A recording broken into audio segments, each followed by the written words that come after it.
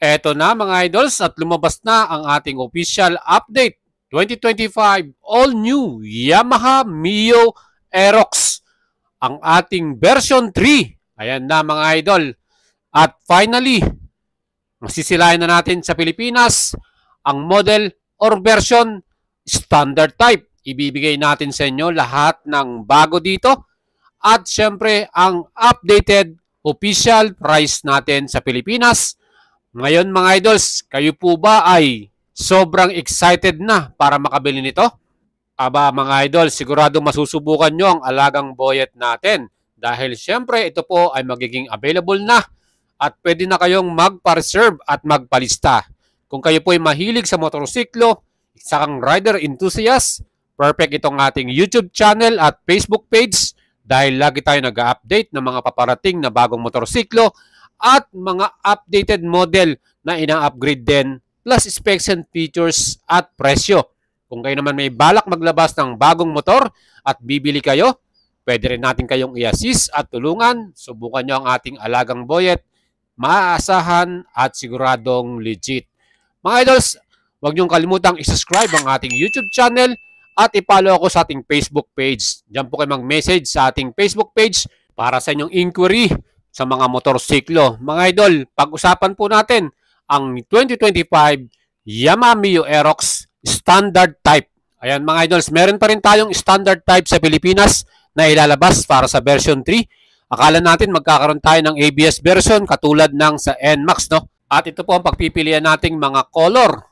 Blue and black para sa LTO color at ang namang advertising color nito ay raised blue. So same pa rin yan, meron tayo sa version 2 nito, no? So makita nyo yung kanyang Aerox decals na pangalan, mas maliit na, nasa gilid na lang. At ito pang isang color na to, light blue naman para sa LTO color or glaze blue, advertising color ng Yamaha. And para naman sa isa pang kulay, Yamaha black or black color na LTO color. Mga idol, makikita nyo yung decals nila, no? Napaka simple lang, maliit lang yung pangalan na Aerox na nilagay nila dito. At yan po yung magiging color natin na pagpipilian. Tatlong kulay lang talaga ang nilabas ng Yamaha Motors Philippines. And I'm sure meron naman magtatanong dyan, wala ba yung Cyber City, wala ba yung color white, wala ba yung silver? Mga idols, yan lang po ang ating official color mga idol. Tatlong kulay lang po. At alamin naman natin what's new in version 3. Gaya nitong bagong headlight design mga idol. At naka-projector lang pa yan. Bago din ang ating digital panel display. Pero ito po ay same pa din na digital, ano? Para lamang ito sa ating standard type na bago lang yung kanyang style. At syempre, yung ating pinaka-inihintay din, bagong disc brake sa ating rear brake mga idols. Naka-disc brake na tayo. At ang charging port, bago din, USB Type-C na mga idol.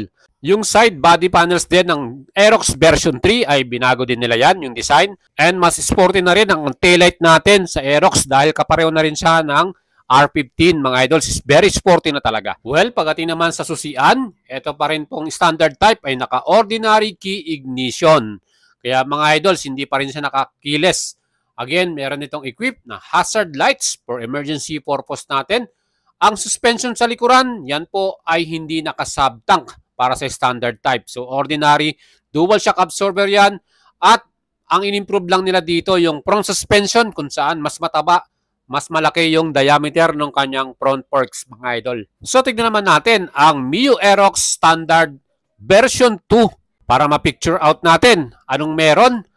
Ang mga color na available, meron tayong Yamaha black. So ni-retain ng version 3, may Yamaha black tayo at raised blue color. So itong dalawang kulay nito ay available pa rin sa version 3. At itong Science Storm at ang isa pang kulay na matte gray ay wala na sa version 3. So, ang nilagay nila dyan, etong glazed blue or light blue na meron tayong SRP 123,000 pesos.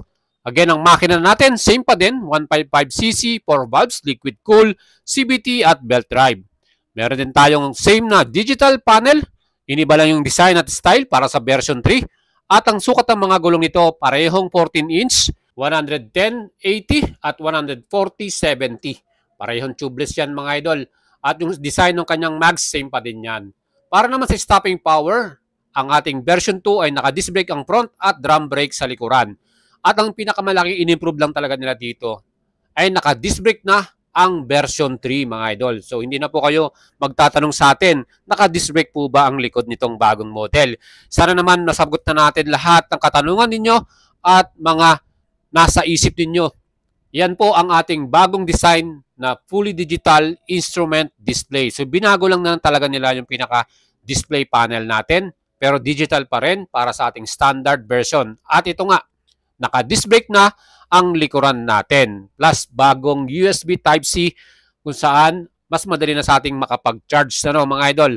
Overall, anong masasabi nyo para sa ating version 3 na standard type 2025 Yamaha Mio Aerox? Perfect po ba sa inyo to? Sulit ba yung upgrade nila dito? Ang malaking katanungan naman natin ngayon, magkano kaya ang dinagdag na presyo ng Yamaha Motors Philippines? Ito yung mahirap hulaan talaga. Pero nagsabi nga ako sa inyo, ang price range na nakikita natin dito ay around 125,000 to 128,000. Possible talaga na umakyat yung presyo, mag-increase po ang Yamaha Motors Philippines para sa version 3. At mga idol, again, sabi ko nga sa inyo, wala po ang Cyber City version. Hindi po yan available sa Pilipinas. Sana naman wala nang mag-comment sa atin. At ito na nga po, ibibigay na natin sa inyo ang official price reveal ng version 3 standard type. Ito na mga idol.